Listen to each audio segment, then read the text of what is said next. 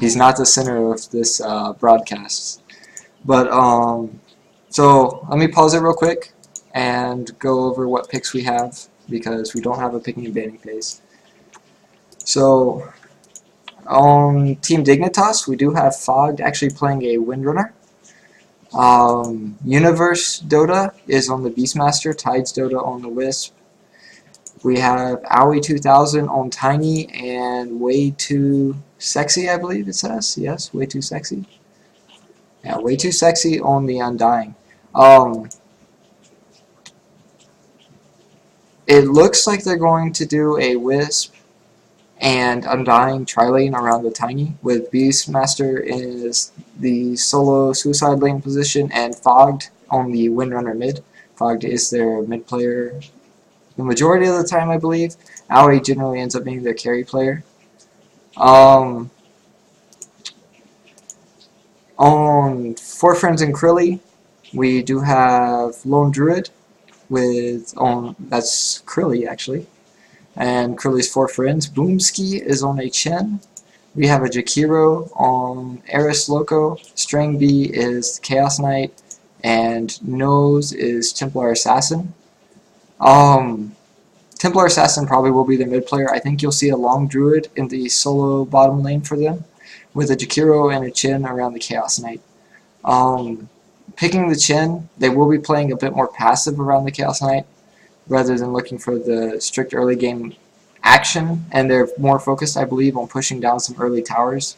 Perhaps, maybe Chaos Knight picking up an early ultimate at level 6, Chen creeps, and Jakiro just burning down the creep waves, pushing hopefully 2 towers when they begin their push.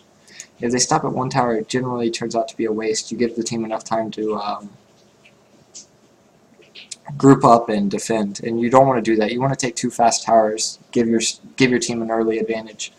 With the Wisp Undying pickup, I think you're going to be looking at a very aggressive bottom lane for the Tiny.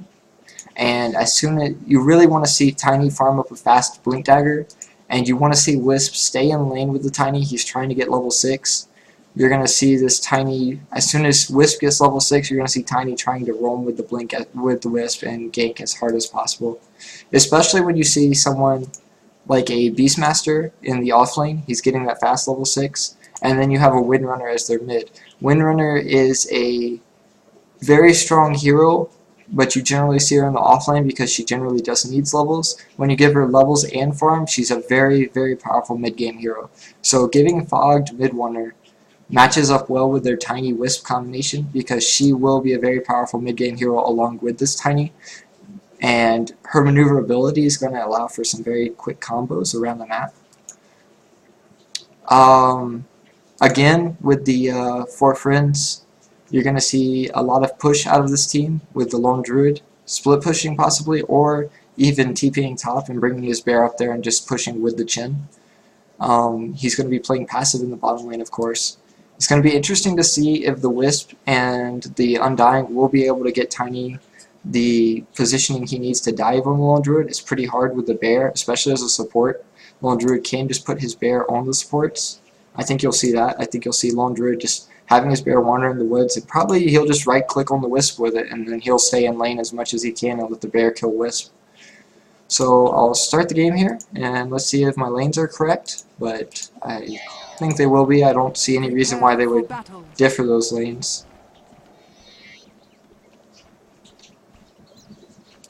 And it does look like Beastmaster's going to take the Suicide lane. He might be stacking Ancients. That's one reason Beastmaster makes such a strong Suicide lane, is he can stack Ancients and farm them with his Wild Axes, which do composite damage, which does do damage to Ancients. Their team is forming up, I guess, to go down here and check the bottom rune. Lone Druid is in the solo bottom lane. And then we do have Chaos Knight, Chen, and Wisp in the top lane, with Templar Assassin mid.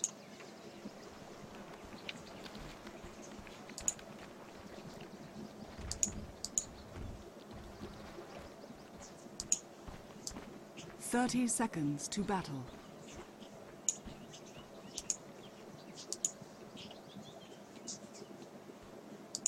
So with everybody bottom, they're not going to have much action here. It's just going to be Lone Druid's bear scouting. As I said, he's going to keep the bear in the woods. I really don't think these supports are going to be able to do much. It looks like they're going to try and roam to compensate for that. They realize they're against the Lone Druid. The battle begins. Lone Druid's doing a very good job of scouting with his bear, though.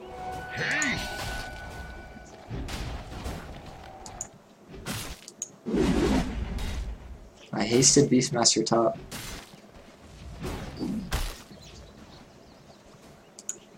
Just getting into some quick harass in the chin. So generally as a chin, you're not expecting to take much harass, so a lot of the times you'll see a chin offload a lot of the gold into support items for early game. When he does this, it allows Jakiro to buy a lot more to support his team. So he has a lot of regen to stay in lane against this Beastmaster. So this is why you see the chin rocking the no regen in this build. He has sentry wards in case the camp over here gets warded. He's ready for that. And in case there's a ward around here, he wants to counter ward that so that he can roll mid and gank, and so they don't have any vision on the chin. But he probably bought the courier. He might even be focused on upgrading the courier. But that's why you see a lot of regen on Jakiro. You see the Ring of Protection and the Smoke. All of his gold was spent on various other items, while Shin bought all of the real support items, because he really doesn't need a lot to jungle. He's pretty self-sufficient. The few clarities are really mostly for when he ganks, and you know, because his creeps don't they don't wear out like an Enchantress creep does. And we do have flying centaurs again, so this is an interesting decision by the Chin. He's using sentry wards, but they know that a Beastmaster is going to be stacking the Ancients. So he drops a ward. This prevents Beastmasters from stacking. Beastmaster's down here wasting time. He's still level 1. He's wasting time because these stacks will make up for themselves. If he's stacking and they're not actually stacking for him, then he's just wasting his time. He just gained nothing out of that. He's still at 2 stacks. He's like, oh, it didn't stack. So, waste of his time. He left the lane for no reason. He could have been in lane getting gold. I mean, not maybe a little bit of gold from his wild axes, but mostly experience, which is what he needs. He needs to hit level 6 pretty fast. Jakiro hadn't stacked and pulled at that point, and I don't think that he could have been called out with the early Chen. So you've got Beastmaster down here. He's still level 1. He has no experience, and that's simply because he doesn't have any stacks to farm, and that's thanks to the sentry ward. So I haven't had a chance to stop by bottom lane, but it looks like Lone Druid is just mostly tower hugging. He is level 1 as well. It is nice to see, for the Beastmaster's sake, that when he's level 1 and 0 experience, so is the Lone Druid in the other long lane. A quick tell for long lane victories is really just to look at the enemies. If your suicide lane's getting experience and the enemy's isn't, your suicide lane is actually winning. Because this isn't a battle between him and the carry. This carry is guaranteed farm in a tri-lane. That's pretty much how tri-lanes work. You sacrifice the support's farm and experience to guarantee it to your carries. This guy is in a battle with this Beastmaster down here. And then Tiny is in a battle with Chaos Knight. So when you look at last hits and denies, Tiny and Chaos Knight are in dead heat. You've got 24 and 8, 25 and 3. That's pretty even. Just like you compare the mid players. So you've got Fogged with 18 and 6, you've got Nose at 16 and 4. They're pretty close as well. And then down here, Beastmaster and Lone Druid, they're not laning for creeps. They're not expecting to get any farm. What they're expecting to get is the level. So you look at the experience per minute, and Beastmaster is at 44 over the 19 experience per minute on the Lone Druid. So he's pulling ahead simply, you know, he's made an adjustment. He saw, hey, look, they've warded this. I can't pull it. So he's gone down here. He's killed some jungle creeps. He's almost got level 2. He's still pretty much shut down, but since the, as I said, they're going for the early push on the dire side, so you are going to This may be his death, actually. Yeah, an easy kill for them. First blood. So, a level 1 Beastmaster versus a level 5 Chaos Knight. Pretty much a solo kill. I was gonna say Beastmaster could maybe find his way up here and hope to collect some experience from the creeps after they push the first tower. He decided to go ahead and be aggressive and throw some axes and hope to get some creep kills. Like he just did right there. He got 2 creep kills off of that to help with his gold.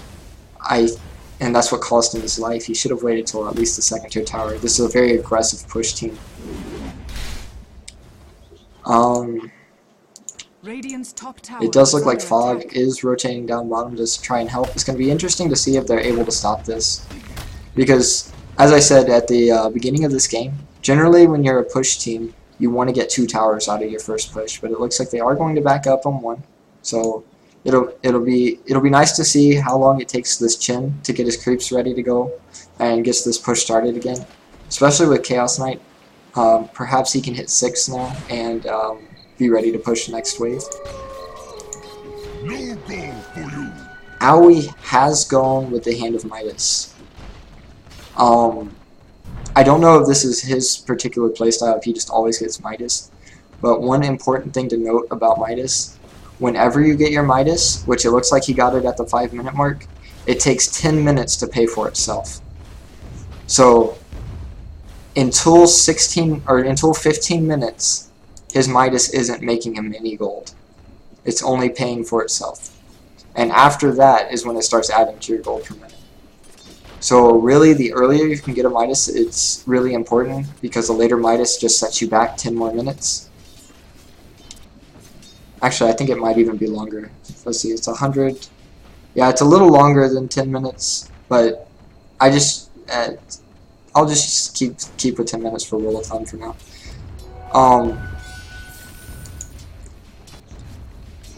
Basically, this means that Tiny is sitting out early game.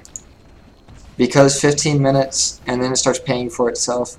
So let's say around the 5-minute mark, it's made in, what, about 300, 500, 600 gold? 600 extra gold 5 minutes after that. So around 20 minutes is when it starts to actually get him any items just strictly from the Midas, not including his gold per minute. So I predicted that we would probably see an early Blink Dagger. This actually offsets his Blink Dagger a little bit. Although he is already halfway there, he'll have his Blink Dagger probably around the 12-minute mark, so it's not too much of a big deal. But picking up that Midas is an important setback to notice, because it means that the enemy team's carry, so 4 friends plus Krilly, I believe, if you look at last hits and denies, Tiny's pulling ahead because of the push that happened top, but Tiny is set back 1900 gold. 1900 gold on Chaos Knight, that's not going to a Midas, is going straight into items that are useful for him to gank. So when Tiny's jumping in, he's going to have a Blink Dagger and a Midas. Chaos Knight's going to have drums and some other items. I mean, just say the drums alone are pretty much 1900 gold, I believe. Yeah, 1725. So let's say Chaos Knight's drums. If Tiny had drums instead of a Midas, he would be a lot stronger going into team fights. So it's something to think about when you get a Midas. You are skipping out on some early strength in the team fights, but it's to go for a later advantage, because once this 10 minutes is up, once it hits 15-minute mark, Tiny's going to start shooting ahead of the Chaos Knight on farm, even though he's already got a significant advantage. Tranquil Boots, pretty standard on Jakiro. Jakiro doesn't really have mana issues, and he doesn't really have HP issues. He has a pretty high strength gain and a pretty high starting strength for support. He does have 2.3 per level. As you see, he has none of his items add actual strength stats, and he has 800 HP at level 6. Crystal Maiden would probably have around 500 something with the exact same items as Jakiro. So 300 extra HP, and Crystal Maiden's actually pretty happy when she has 800 HP. Jakiro gets it for free. That's something to notice about Jakiro pickup. Even though he lacks the lane strength that a Crystal Maiden has, simply because his attack range is 400, and Crystal Maiden actually has a guaranteed hold, and she also has a really powerful nuke and slow with her Crystal Nova. Jakiro's Ice Path isn't quite as strong as that, and his Dual Breath, it's not as damaging, and the slow is nice, but I believe Crystal Maiden's slow is actually stronger, and it has a much better range. His is a very small cone in front of him. So she's a more powerful laner, but he makes up for that because he has a lot more powerful presence just by his sustainability. So we don't have a Blink Dagger up on Templar Assassin yet. It'll be interesting to look at going into our mid game after we start roaming out of the laning phase, whether Tiny or Templar Assassin has their Blink first.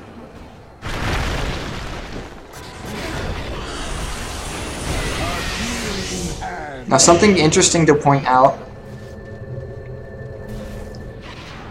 that happened here right before that team fight. 4 Friends plus Krilly have decided, you know what, Chaos Knight doesn't need to be farming this lane. We have a strong enough lane between Jakiro and Chaos Knight, the levels they got, and Tiny went Midas early on. We can go contest Tiny's farm and we can stop their push. So now Lone Druid is going to get some levels and farm up in the top lane uncontested, while the Chaos Knight and the Jakiro go and decide to contest Tiny's farm. And hopefully, if this pays off for them, you'll see actually Chaos Knight catch up to Tiny in the creep kills. Worst case scenario, Chaos Knight or Jakiro die to the Tiny, which you almost saw Chaos Knight die, but Chen, already level 6, had his ultimate up, able to save him. So it's a risky strategy, but if it pays off, it will let the Chaos Knight catch up to the Tiny and hopefully out-carry him. And we see 3 Flying Centaurs for Chen. It looks like he's ready to push mid. And I actually missed it, but they did push the top tower. He did go and finish off that top tower, so that's nice to see. And we do have the early ultimate on Chaos Knight. He did get it at level 8. I'm not actually sure if he got it at level 6 or not, but he did get the early ultimate, like I thought he would, to go push with the Chen.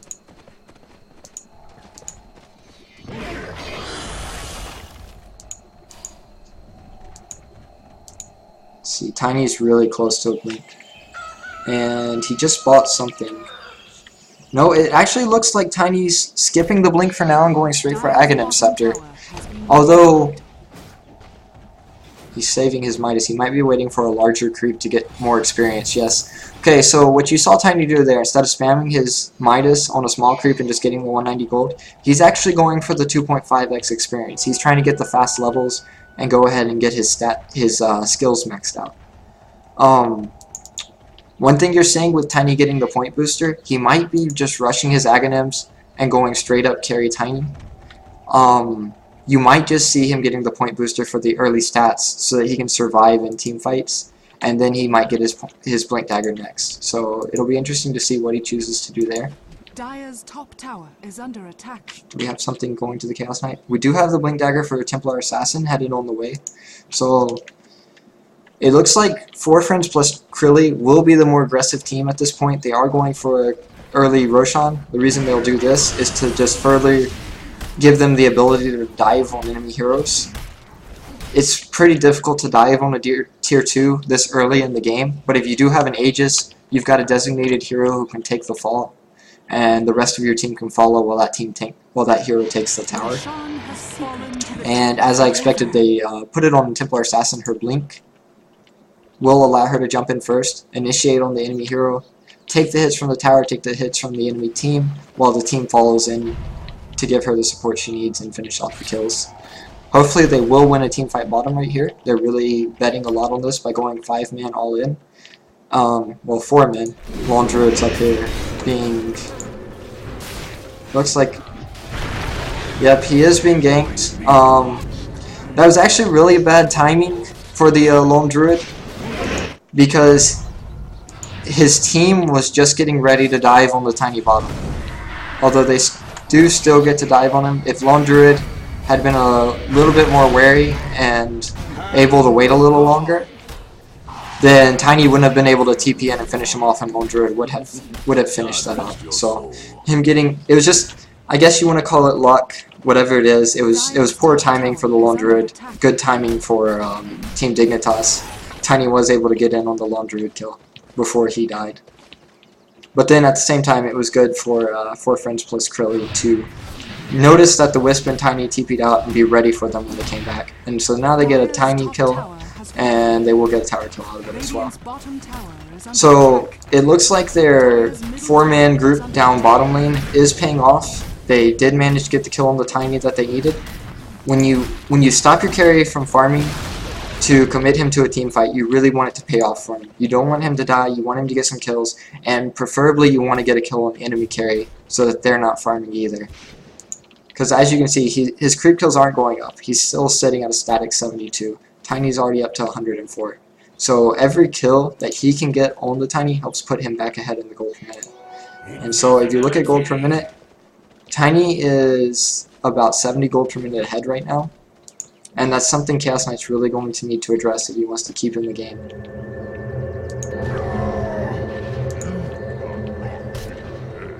And we are seeing straight up Aghanim's Scepter. I think something I haven't pointed out, a reason you don't see a Blink Dagger on Tiny this early is because they don't need it with this Wisp and the Beastmaster combination. With Beastmaster's stun, it's as long as they coordinate before he stuns, Beastmaster is able to stun where the Wisp is TPing in, and Wisp's teleport goes off before they can get out of the Beastmaster stun. Tiny can cast his combo, get the easy kill, and then Wisp and Tiny just go home. Then it just leaves Beastmaster at risk, but it's okay for him to be at risk. They haven't committed any farm to him, because he did start out in the suicide lane. So as long as he gets the experience from the levels, they're not losing farm that they've actually committed from their supports onto the... Like, when you tri-lane around Tiny, you're committing all the farm to him. If he dies, that's a pretty big deal. It's like if one of your supports die. Beastmaster's basically playing an... I'll call it an extended support role right now. His main goal right now is just to make sure to set up kills for Tiny and Wisp. And so he'll be the one to follow to see where the ganks are going to happen next.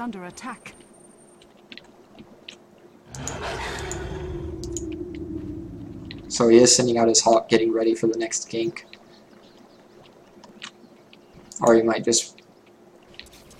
Yeah, I think he really wants to get a kill on mid.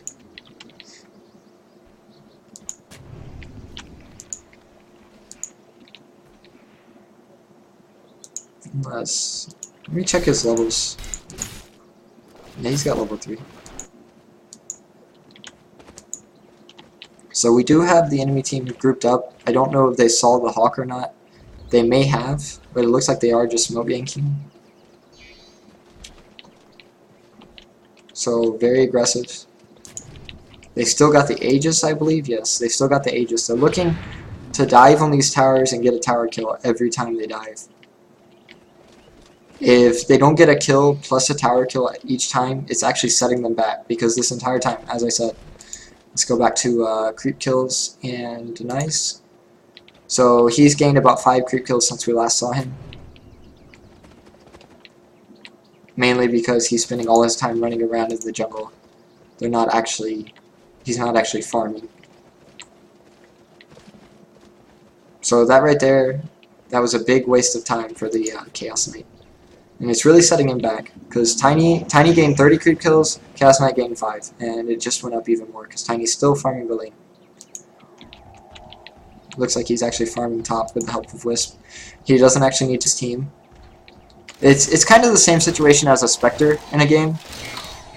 With his ultimate, or with Wisp's ultimate, Tiny can join the team fight at any point. So Tiny's feeling comfortable split pushing. He knows they're pushing bottom. He's just going to push out top. If his team engages in a team fight, you'll see Tiny and Wisp teleport in and join the team fight. Radiant's bottom tower is under attack. Dire's top tower is under attack. So Tiny and Wisp are gone. They're in the team fight. The Aegis has been burned. And Tiny and Wisp go back to pushing top after joining the team fight and backing out. So that's actually really powerful for him. He doesn't even stop farming. He goes in, gets a few kills. It looks like 1 kill on the Lone Druid because of the Aegis keeping Templar Assassin from burning hers.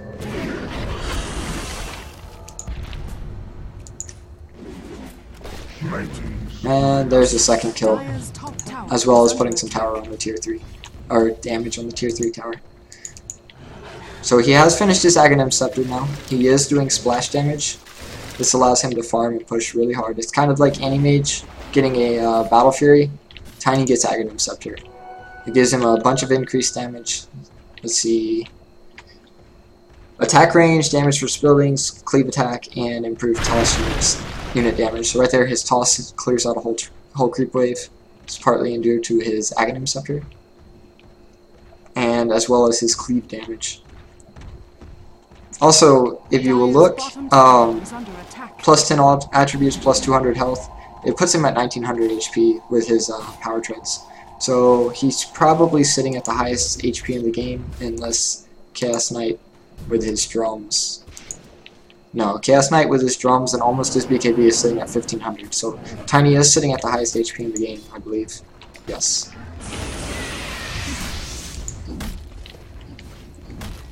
It will be interesting to see if Beastmaster is saving up for a blink. I believe he should in this situation. Part of the reason he'd get a blink, as I said, his role right now is to set up kills for the Tiny. And one way he can easily do that is the positioning provided by a Blink Dagger. But it does look like he's going for an Aghanim Scepter instead.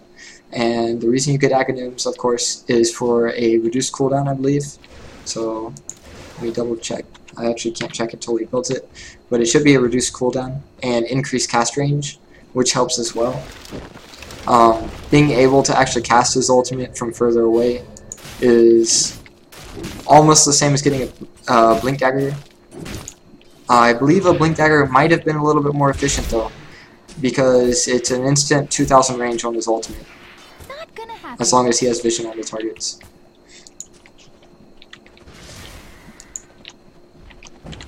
So Jakiro is going for a Force Staff, partly due to the Beastmaster and Undying. Beastmaster ultimate someone is to hold them in a specific position. If Jakiro can Force Staff someone that's running away, it will put them right out of that position and perhaps grant them just enough maneuverability to survive. For example, if Tiny blinks in with his stun queued to go directly off where the Beastmaster ultimate is, and Jakiro Force Staffs him, and Tiny teleports in with the Wisp and misses his stun, that could be the difference between life and death on the hero that's being ganked. So the mobility provided by Force Staff's a really easy support pickup. It's a bunch of small items rather than the large 2150 that you have to save up for a Blink Dagger, and it's usually a good alternative on a hero like Jakiro, who doesn't actually need to build any bracers early on to get those early stats. Like a hero like Crystal Maiden has trouble building a Force Staff early on because she wouldn't have 900 HP at level 9. But on Jakiro, if you build a Force Staff, it's not so much trouble, because it really only adds intelligence and a little bit of HP regen. It doesn't add any strength. And a lot of the squishier supports, you're looking for strength on your item. So an urn, a drum, or even just the bracer itself. If you can only afford a bracer, you want to pick up a bracer at least, so you can live in the team fights. Supports need the experience, and the way they get that experience is living as long as possible in team fights. So really, you're looking to live as long as possible. Let's see, with Lone Druid. Lone Druid does have his Orb of Venom and a Midas. I think that was a rather slow Midas though. I didn't notice it earlier. Chen has the mech. I talked about this in game 2, I believe. Regeneration. Now that was something really important Chen just did. I'll go ahead and address this. So, Beastmaster is trying to scout the Roshan pit. He summoned his boar to send it in and scout and give them vision, because his boar is pretty tanky and hard to kill. Chen took over the boar before it could give the... well, we have a team fight going. So I guess that turned out to be a good team fight for Dignitas. It's hard to really tell. I don't believe... Did they get the Aegis? No, they haven't gotten the Aegis. So there's the Aegis and 3 kills for 1 Undying. And 4 kills. So that was a really good team fight for Team Dignitas, even without being able to get vision on the Aegis. I don't know that 4 Friends plus Krilly should have come up this ramp. Because at the same time I was talking about vision, when you don't have vision and you're running in, it's really hard to live. So 4 Friends plus Krilly just turned a team fight from right here into a team fight up here, running up 2 ramps where they couldn't see, where Tiny could position and get skills off and hits off. And Tiny ended up picking up 4 or 5 kills. 5 kills including the Aegis, but 4 kills without it. And mainly because 4 Friends plus Krilly were low from using their spells and taking damage from Roshan, and they fought uphill battles right here and right here, and then they fought into fog coming around this corner to fight right here and right here. Both of those were bad situations for them. They should have taken the Roshan and pulled back up into their safety. I mean, they had the Aegis. They didn't need to fight right there. They could have fought on their terms. Instead, they allowed Dignitas to force the battle, and they fought on Team Dignitas' terms. And they fought those entire battles with Tombstone up.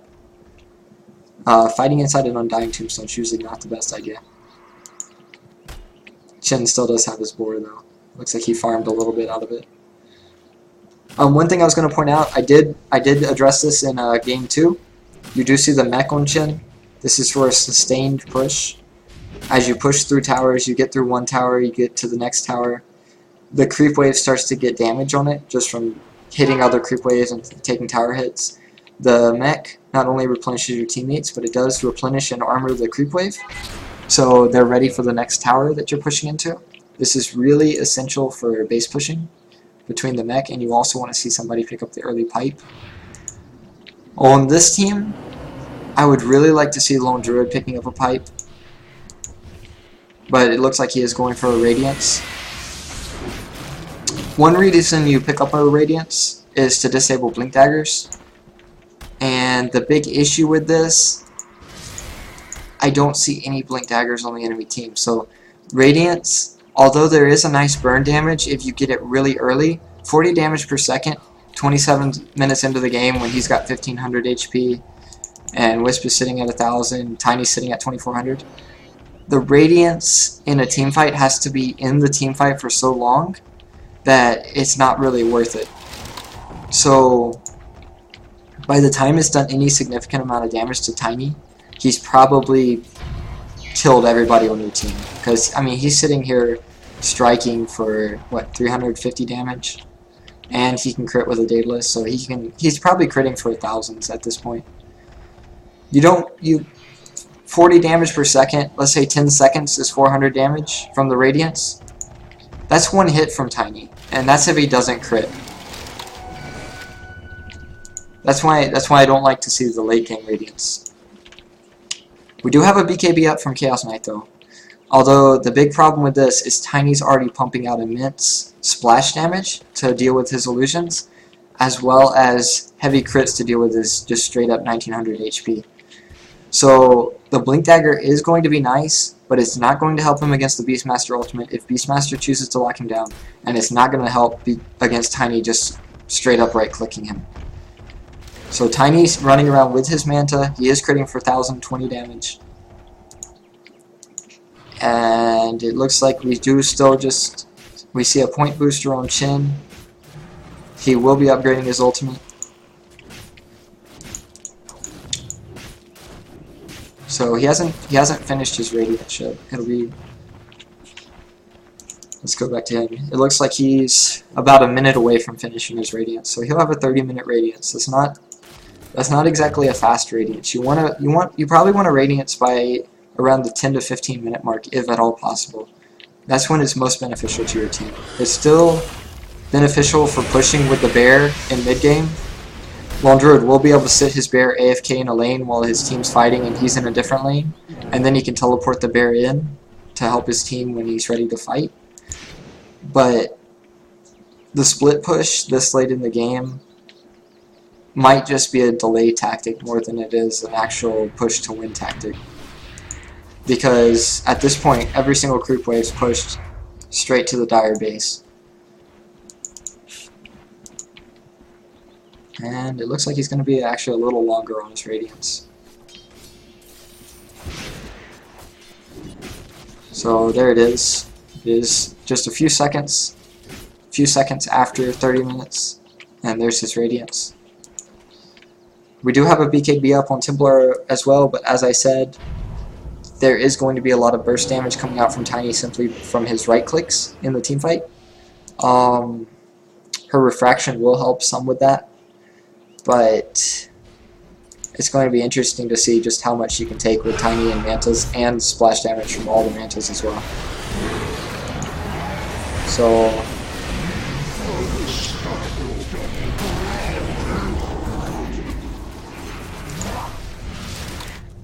and Tiny's back out of the team fight, picking up 2 easy kills. So yeah, the Undying Tombstone is doing really nice work on the Templar Assassin, and her refraction is really not helping her that much. She was able to stay back out of range of Aui's big tree trunk, so that did keep her alive for the majority of that team fight, even though Windrunner decided to ult her and finish her off. Dire's structures are fortified. Dire's middle tower is under attack. We do see an urn on Wisp, and we have a mech up on Windrunner. So this Tiny, as long as he's hooked to this Wisp, and Wisp keeping overload on so that he's at low HP, every time Wisp regens, it regens the Tiny. So Tiny, along with his 2600 HP, is also going to gain a mech heal, a double mech heal. As long as Windrunner heals both the Wisp and the Tiny, it'll double heal him. And any urn charges the Wisp gets, he'll be burning on himself, hopefully to keep the Tiny alive. So we have Beastmaster. He has finished his Aghanims for the increased range. So his casting range should say 950 range, so as you can see, it's a pretty big range now. Used to be, I think, around 600, so about half that.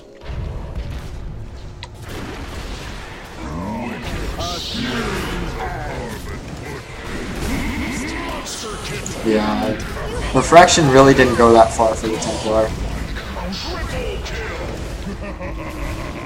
So yeah, at this point, Tiny's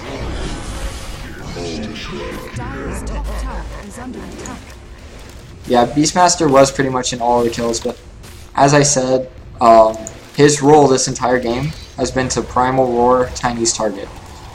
Tiny, without a Blink Dagger, doesn't have the best mobility. They address this with a Wisp to teleport him in, and a Beastmaster ultimate to set him up. So Beastmaster chose the lane, ultimates the target, Tiny's teleported in, gets some easy kills, and he teleports out back to farm. Until the point where he's ready to carry, which, you know, at this point, he's been carrying for a little bit. Manta, Daedalus, and Aghanims. He's been ready to carry. So, we did see Dignitas win this game. They were able to farm the Tiny up well enough where the early push from 4 Friends plus Krilly was not a threat to their Tiny. 4 Friends plus Krilly did notice the Tiny's farm and try to address it, but I think they failed to do a good enough job of it. They did it at first and got a kill on him. They should have kept up the push in that lane, I believe, and hopefully kept him from farming. And when he moved top, I think they should have readjusted to top lane. Tiny did farm 900 gold per minute, and when you look at the Chaos Knight, all of the roaming he did not pay off. He was sitting at 341. It was a whole lot of roaming for very little results due to lack of ward vision, but then also just, I guess, poor timing on their part with the dust that they used, or the smokes that they used to roam the map. They had one big gank attempt bottom, where Chaos Knight was sitting in the woods for a whole probably 2 minutes, and then the smoke wore off, and he just roamed mid with them. He didn't go resume farming. Every time the gank happens, it really needs to happen and be in and out, and Chaos Knight needs to be back to farm, kind of like Tiny was able to do with the Wisp. He jumped in, team fought for 12 seconds, Wisp took him back to lane, he went back to farming. And because of this, he had 366 creep kills in 33 minutes, whereas Chaos Knight had 140. That's 2.5 times as many creep kills on the Tiny, simply because he was able to stay in lane and stay farming, while the Chaos Knight had to roam on foot. He didn't have the mobility that Tiny was afforded with the Wisp. So good plays by Dignitas. It was very well executed for the Tiny Wisp combination. It was really interesting, most of all though, to see them pick Beastmaster specifically to set up Tiny and Wisp. They didn't Tiny and Wisp into random lanes, they just Tiny and Wisp on top of the Beastmaster every time. And that worked out really well. So we will be seeing Team Dignitas again. 4 friends plus Krilly. I believe this is still single elimination, so I don't think we will be seeing them again. And on to the next game.